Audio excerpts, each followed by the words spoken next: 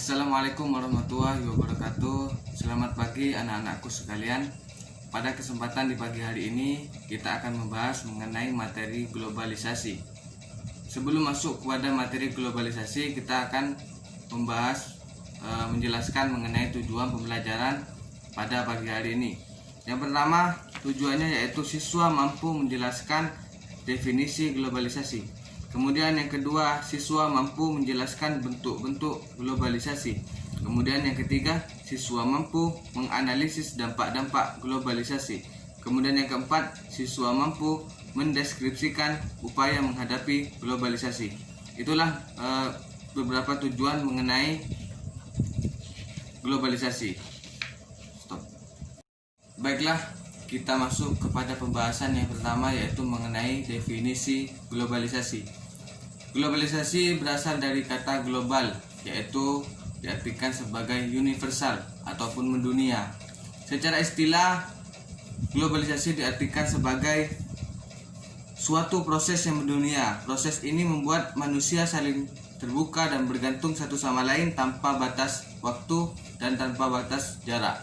Contohnya saja, ketika kita menggunakan handphone, bukan kita saja yang menggunakan, tapi juga warga luar negeri, warga Malaysia, warga Singapura, warga Amerika juga menggunakan handphone. Itu membuktikan salah satu contoh bentuk globalisasi. Globalisasi juga menciptakan masyarakat dunia saling bergantung satu sama lain. Semisal ada negara yang kelebihan pangan, misal India memiliki kelebihan pangan, sedangkan Indonesia juga membutuhkan pangan, maka Indonesia mengimpor beras daripada India. Itu juga saling ketergantungan satu sama lain. Itu juga termasuk bagian daripada globalisasi. Sekarang kita masuk ke materi selanjutnya, yaitu mengenai bentuk-bentuk globalisasi. Ada banyak bentuk-bentuk globalisasi, yaitu diantaranya kita akan menjelaskan mengenai 5 hal, yaitu diantaranya yaitu 5 bidang. Yang pertama yaitu bidang budaya, bidang komunikasi, bidang ekonomi, bidang iptek, dan bidang transportasi. Yang pertama yaitu kita membahas mengenai bidang budaya.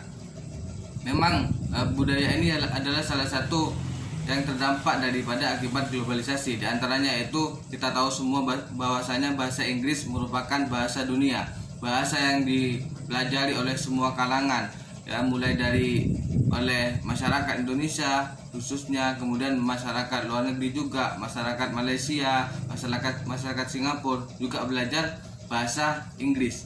Kemudian selanjutnya yaitu mengenai bidang komunikasi.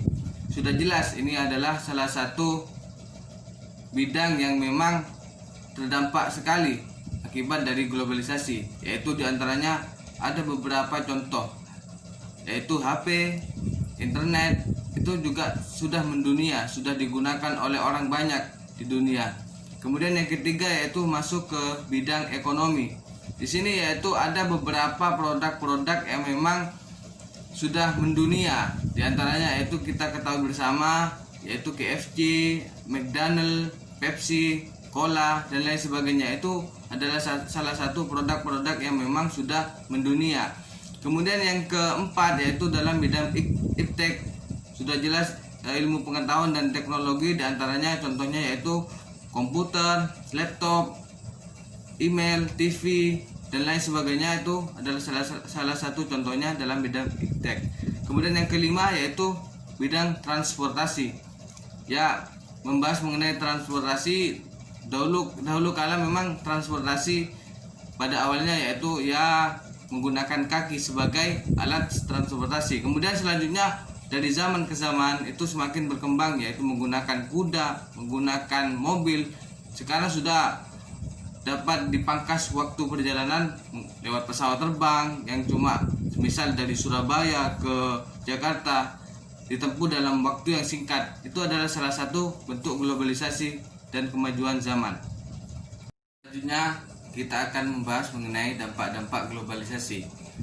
Ada dampak positif dan ada dampak negatif daripada globalisasi. Yang pertama kita akan membahas mengenai dampak positif globalisasi. Yang pertama yaitu berkembangnya ilmu pengetahuan dalam segala bidang. Ada handphone, ada televisi, itu membuktikan salah satu kemajuan daripada ilmu pengetahuan dan teknologi alias iptek. Juga yang kedua yaitu meningkatnya efektivitas dan efisiensi. Itu terjadi dalam bidang makanan, dalam bidang produksi. Misal kita memproduksi sesuatu, sekarang sudah menggunakan mesin, artinya lebih cepat daripada menggunakan tenaga manusia. Tapi itu juga ada sisi negatifnya, yaitu manusia mulai tidak dipekerjakan lagi. Kemudian yang ketiga yaitu perekonomian suatu negara semakin meningkat. Sudah jelas dari semisal contohnya tadi mengenai pangan antara Indonesia dan India, yang mana saling membutuhkan satu sama lain, itu juga dapat meningkatkan perekonomian suatu negara. Kemudian yang keempat, meningkatkan taraf hidup masyarakat. Itu dibuktikan dengan bagaimana kita mengelola globalisasi yang ada. Misal kita menggunakan handphone, bagaimana kita sebijak-bijaknya menggunakan handphone, semaksimal mungkin menggunakan handphone, tidak menggunakan terhadap hal-hal negatif. Kemudian yang kelima, komunikasi semakin cepat dan mudah, dibuktikan dengan media WhatsApp dan Telegram dan lain sebagainya. Kemudian yang keenam, berkembangnya dunia pariwisata. Sebagai media, YouTube semisal dapat digunakan sebagai promosi kepada dunia luar, kepada dunia asing, kepada luar negeri. Dengan itu dapat meraup ataupun wisatawan asing banyak datang ke Indonesia. Kemudian yang ketujuh, perkembangan alat komunikasi dan keterbukaan informasi. Ya, dibuktikan dengan handphone, televisi dan lain sebagainya. Itu membuktikan salah satu dampak positif dari adanya globalisasi. Baik, selanjutnya kita akan membahas mengenai dampak negatif daripada globalisasi. Yang pertama ada westernisasi. Orang yang meniru perilaku orang barat ataupun dipengaruhi oleh perilaku barat, itu yang disebut sebagai westernisasi. Artinya orang-orang lebih senang ketika mereka menggunakan budaya-budaya barat misal di Indonesia itu sendiri. Maka itu adalah merupakan salah satu bentuk yang memang sepatutnya tidak harus semua ditiru, harus dipilah dan dipilih. Itu baik atau burukkah, itu dapat dikatakan sebagai westernisasi yang baik. Artinya mereka menggunakan atau meniru hal-hal yang baik saja. Kemudian yang kedua ada demoralisasi. Artinya akibat dari westernisasi itu penurunan moral yang terjadi pada masyarakat Indonesia. Kemudian yang ketiga ada kesenjangan sosial ekonomi akibat dari arus globalisasi yang begitu pesat, begitu deras, sehingga menimbulkan kesenjangan sosial ekonomi di dalam masyarakat. Kemudian yang keempat ada kriminalitas. Akibat dari arus globalisasi banyaknya kriminalitas yang terjadi, seperti pencurian yang menggunakan bank ataupun menggunakan internet. Itu adalah salah satu bentuk dampak negatif yang terjadi akibat arus globalisasi. Yang kelima yaitu pencemaran lingkungan. Ini terjadi biasanya pada perusahaan-perusahaan yang memang belum kompeten dalam menjalankan arus globalisasi ataupun memanfaatkan teknologi yang ada. Kemudian yang keenam ada kenakalan remaja. Ini lumrah terjadi di Indonesia. Banyak sekali remaja-remaja yang suka kebarat-baratan, yang suka meniru perilaku orang-orang barat, padahal itu bukan mencerminkan perilaku bangsa kita sendiri. Kemudian itu individualisme yang tinggi, karena memang arus globalisasi juga dapat menimbulkan sikap individualis di masyarakat. Kita akan membahas mengenai upaya menghadapi globalisasi. Yang pertama dalam bidang budaya. Yang pertama, apa yang harus kita lakukan untuk menghadapi globalisasi ini? Yang pertama yaitu menyaring budaya asing. Jangan telah mentah-mentah budaya asing. Semisal ada budaya dari barat, kita langsung telan-telan. Semisal ada mereka memakai gaya rambut yang pakai cat dan lain sebagainya, jangan kita langsung telan. Apakah ini baik dan buruk diterapkan di Indonesia? Harus kita pilih terlebih dahulu.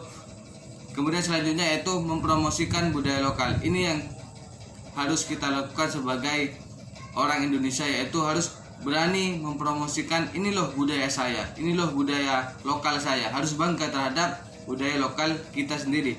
Kemudian yang ketiga, menyukai dan memakai produk-produk lokal. Ini yang memang di Indonesia banyak sekali orang-orang yang senang memakai produk-produk dari luar negeri, Padahal seharusnya sebagai orang Indonesia kita harus bangga mempunyai produk-produk yang berasal dari negara kita sendiri. Kemudian yang keempat adalah memperkuat persatuan dan kesatuan kita, yaitu dalam rangka kita harus menghadapi globalisasi ini, kita harus memperkuat bagaimana kita tidak dijajah dalam hal budaya globalisasi ini, dalam hal budaya, dalam hal iptek kita tidak dijajah oleh bangsa asing. Bidang iptek, yang pertama, bagaimana sih upaya menghadapi globalisasi dalam bidang iptek? Yang pertama, kita harus berpikiran bahwasanya berkompetisi dalam kemajuan iptek bersama-sama bersama negara lain, membangun ilmu pengetahuan dan teknologi supaya dapat mempermudah pekerjaan manusia. Kemudian yang kedua ada meningkatkan SDM yang bermutu. Selain itu juga dalam bidang iptek agar masyarakatnya tahu bagaimana menggunakan dan mengelola ilmu pengetahuan dan teknologi, juga harus dikembangkan sumber daya manusia yang bermutu. Kemudian yang ketiga ada bidang komunikasi. Apa sih upayanya? Yang pertama yaitu harus memilih dan memanfaatkan alat komunikasi secara cepat dan baik. Ini yang sering terjadi di masyarakat, bagaimana kita tidak bisa memanfaatkan komunikasi. Semisal kita main handphone sehari penuh tidak boleh, karena dapat menyebabkan mata sakit dan lain sebagainya. Juga harus berdasarkan sumber daya manusianya, individunya sendiri. Bagaimana kita memanfaatkan HP tidak secara satu hari penuh, kita harus bagi minimal 3 jam satu hari ataupun 5 jam satu hari. Itu dapat sebagaimana harus bisa diatur dalam hal penggunaan teknologi ataupun dalam bidang komunikasi ini. Yang keempat ada bidang ekonomi. Apa sih upayanya?